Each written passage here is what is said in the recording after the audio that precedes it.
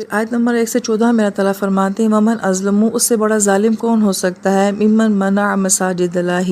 جو اس بات سے منع کرتا ہے کہ ان یذکر فیہا اسمہ، کہ مساجد میں اللہ تعالیٰ کا نام لیا جائے،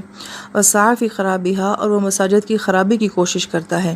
تو ایسا کون ہو سکتا ہے کہ جو مسجد میں اللہ تعالیٰ کا نام نہ لینے دے اور مسجدوں کے اندر خرابی کرے۔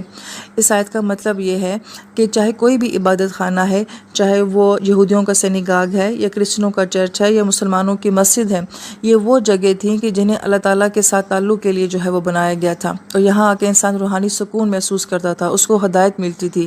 لیکن جن لوگوں نے مساجد کو جو ہے وہ سیاست کے لیے اور دنیا کے مقاصد کے لیے، کاروبار اور فائدے کے لیے استعمال کرنا شروع کر دیا، تو گویا کہ مخلوق کی ہدایت اس سے کٹ گئی، مخلوق ان جگہوں سے سکون ملنا جو ہے وہ ختم ہو گیا، تو گویا کہ مساجد کا جو اصل مقصد تھا وہ ختم ہو گیا۔ تو یہاں پہ یہ کہا جا رہا ہے کہ اگر کوئی بندہ مسجد میں آتا ہے اور اس کو ہدایت نہیں ملتی ہے یا اس کو صحیح راستہ نہیں ملتا ہے، تو پھر وہ مسجد اپنا مقام کھو چکی ہے۔ اور آج ہماری مساجد کا حال دیکھ لیا جائے تو ایسا ہی ہے کہ ممبر و محراب پہ جو ہے وہ اختلافات کو بیان کیا جاتا ہے، امت کو کاٹا جاتا ہے، انہیں مشتعل کیا جاتا ہے، ہدایت کی بات نہیں کی جاتی، توبہ کی بات نہیں کی جاتی، قرآن کی خوبصورتی کو نہیں سنایا جاتا، اختلافی مسائل کو سنایا جاتا ہے۔ تو گویا کہ وہ مسجدیں جو ہدایت سے خالی ہیں، گویا کہ وہ مسجدیں خراب ہو گئی ہیں۔ اولئک ما کان لہم ان یدخلوها الا خائفین، جبکہ انہیں یہ بات زیب دیتی تھی کہ وہ مساجد میں اللہ تعالیٰ کے خوف کے ساتھ جو ہیں وہ داخل ہوں، کہ مسجد بنا کس سے ہے؟